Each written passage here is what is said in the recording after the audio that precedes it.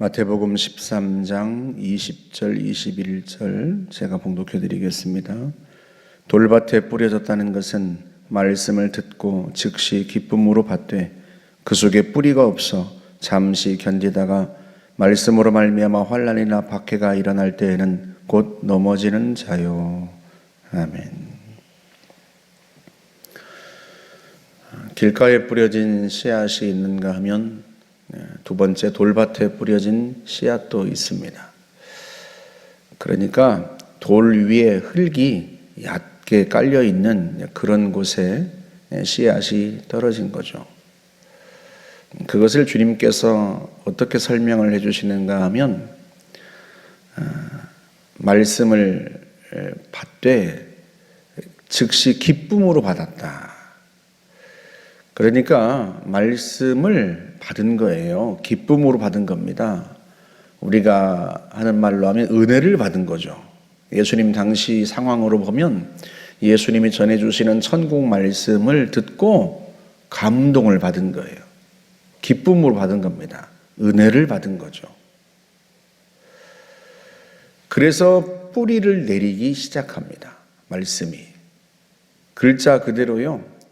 뿌리를 내리기 시작한 것뿐입니다. 이제 시작한 거예요. 예수님을 따르는 그 삶이 이제 막 시작된 거죠. 실제로 마태복음 8장 21절에 보면요, 이런 대목이 나와요. 제자 중에 또 한 사람이 이르되 주여 내가 먼저 가서 내 아버지를 장사하게 허락하옵소서. 그러니까 어떤 사람이 주님께 내가 주님을 따르긴 하겠습니다마는 먼저 아버지를 장사할 수 있도록 허락해 주십시오. 부탁한 거예요. 아버지가 돌아가셨나 보죠. 그런데 예수님께서 뭐라고 대답을 하시는가 하면 죽은 자들이 죽은 자들을 장사하게 하고 너는 나를 따르라. 이렇게 말씀을 하십니다. 이 사람이 주님을 따르지 않겠다는 게 아니에요. 그런데 지금 급한 일이 생긴 거죠. 아버지께서 돌아가셨으니까 아버지를 장사 지내야 하지 않겠습니까? 그런데 우리가 생각하기에 이 마땅한 요구 앞에 주님이 허락하시는 게 아니라 너는 지금 당장 나를 따르라. 이렇게 말씀하시는 거예요. 장사 지내는 것은 죽은 자들이 죽은 자들을 장사하게 하고 너는 나를 따르라. 여러분, 이 말씀이 예수님을 따르려면 부모님 장사 지내는 것도 뒤로 미뤄야 한다, 그런 의미가 아니에요. 예수님께서 이 사람의 심령을 꿰뚫어 보고 있는 거죠. 나를 따르라 주님이 부르셨는데, 그래서 이 사람이 제자입니다. 제자 중에 한 사람이에요. 성경은 이를 제자라고 표현해요. 그런데 이 사람은요, 주님을 따르지 못할 핑계가 너무 많아요. 그제는 어떤 사정 때문에 따르지 못했고, 어제는 또 다른 사정 때문에 따르지 못했고, 오늘은 또 아버지를 장사 지내야 되고. 그러니까 예수님께서 나를 따르라 하고 말씀하셨는데 그 말씀을 기쁨으로 받았어요. 주님을 따르려고 합니다. 그런데요, 즉시 따르지 못하게 가로막는 돌들이 너무 많은 거예요. 뿌리를 내리기 시작했는데 뿌리가 완전히 깊이 내려야 자라지 않겠습니까? 그런데요, 그 뿌리가 깊이 내리지 못하도록 돌이 가로막고 있는 거죠. 그런 돌들이 많아요. 여러분, 좋은 밭이란 어떤 거겠어요? 어릴 때 농사 지을 때요, 봄에 다 이제 밭을 갈아 엎는단 말이죠. 그러면 제일 먼저 하는 일이 뭐예요? 돌을 골라냅니다. 돌을 골라내야 내가 심은 씨앗이, 내가 심은 고구마 순이, 그게 깊이 뿌리를 내리지 않겠습니까? 그런데 안타깝게도요, 주님의 말씀이 뿌리를 내리지 못하도록 가로막는 돌을 치우지 못한 사람들이 의외로 많습니다. 누군가에게 이끌려서 교회를 왔어요. 말씀을 듣고 은혜를 받았습니다. 감동을 받았어요. 눈물도 흘렸어요. 그런데 다음 주에 오려고 보니까요, 친구들하고 선약이 있어요. 그 다음 주에는 또 다른 사정이 있어요. 그 다음 주는 또 다른 사정이 있고. 그래서 못 나온다는 거예요. 말씀을 그때 기쁨으로 받았습니다. 그런데 그 말씀을 받은 내 마음에 그 말씀이 깊이 뿌리를 내려야 되는데요. 깊이 뿌리를 내리지 못하도록 가로막는 것들이 너무 많은 거예요. 인간관계, 가족관계, 직장생활, 취미생활.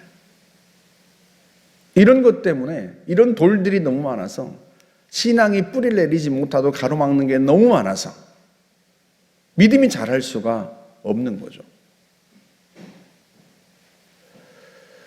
신앙생활은요,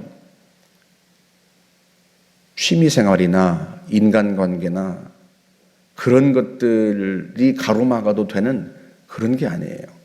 주님이 우리에게 주신 말씀은 천국 말씀입니다. 영생의 말씀이고 내 영원한 운명을 가르는 말씀이란 말이죠. 그런데 그 말씀이 내 심령 속에 뿌리를 내려서 내가 믿음이 자라야 하는데 그걸 자라지 못하도록 이런저런 돌들이 내 안에 있다면 그것부터 치워야 하는 거죠. 그걸 그대로 둔 상태에서는요, 믿음이 자랄 수 없어요. 자라지 못하게 가로막으니까. 그런 것들이. 더 큰 문제는요, 지금은 당장 그래도 예수를 믿는 것 같아. 내가 이런 사정 때문에, 저런 사정 때문에 내가 교회를 나오지 못했지만 그래도 내가 받은 은혜가 있고 그래서 내 생각에 내가 지금 이것 때문에 못 나가지만요, 저는 예수를 믿습니다. 제가 그때 은혜를 받았거든요. 천만에요. 주님이 이어서 뭐라고 말씀하세요? 잠시 견디다가, 글자 그대로 잠시 견디는 거예요.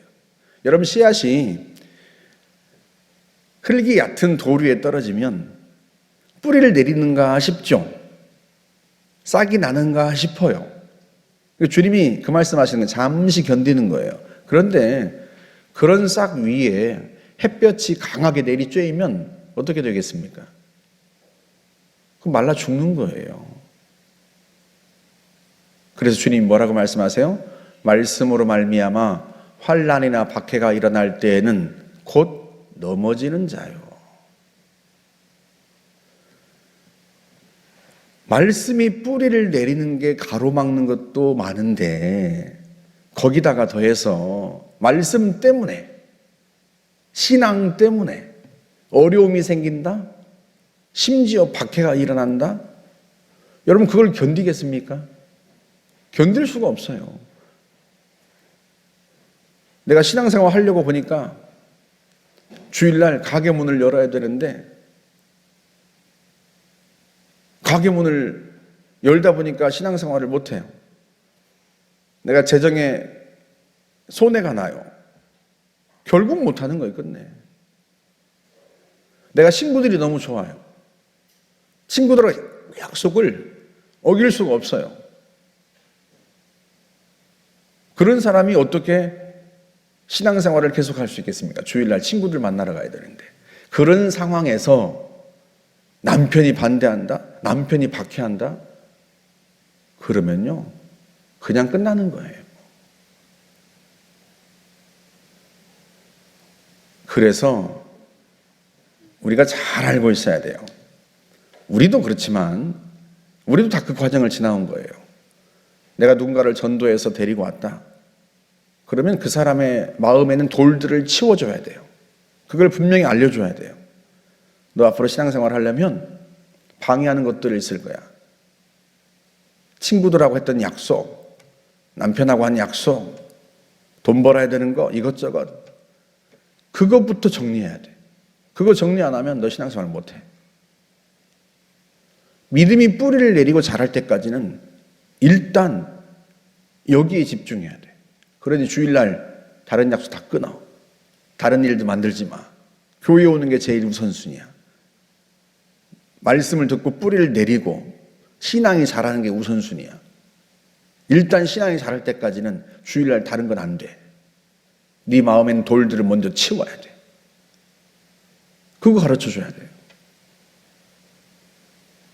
전도를 해왔는데요, 주일날 나오지 못하는 핑계가 너무 많아. 그 돌들을 그냥 두고선 무슨 신앙생활을 하겠어요? 그거부터 치워야 돼요. 주님의 말씀은 그 모든 인간관계나 그 모든 약속, 재정적인 손해, 이 모든 걸 충분히 감수할 만한 가치가 있는 말씀이에요. 왜? 영생의 말씀이니까. 구원의 말씀이니까. 그 모든 걸 다 잃어도 내가 이 말씀만 붙들리라, 내가 주님은 붙들리라, 그 결단과 각오가 있어야 합니다. 신앙생활은 취미생활이 아니거든요. 내 영혼의 구원을 주는 말씀이고 주님은 내게 영생을 주시는 분이기 때문이에요. 그래서 성경은 나를 따르라 하고 주님 부르셨을 때 제자들이 모든 것을 버리고 주님을 따랐다, 그렇게 말씀합니다. 저와 여러분의 마음속에 주님의 말씀을 듣고 그 말씀이 뿌리 내리지 못하도록 가로막는 돌들을 치워야 좋은 밭이 되고 말씀이 열매를 맺습니다. 그런 우리 모두가 되시기를 주의 이름으로 축복합니다. 함께 기도하겠습니다. 하나님 감사합니다. 우리가 돌밭 같지 않게 하옵소서. 주의 말씀이 뿌리를 내리지 못하도록 가로막는 것들을 먼저 치우게 하옵소서. 그런 결단과 각오가 우리 안에 있게 하옵소서. 그런 결단과 각오를 할 만큼 주님의 말씀 우리에게 생명인 줄 알고 주님 지혜롭게 행하는 주의 백성들 되게 하옵소서. 예수님의 이름으로 기도하옵나이다. 아멘.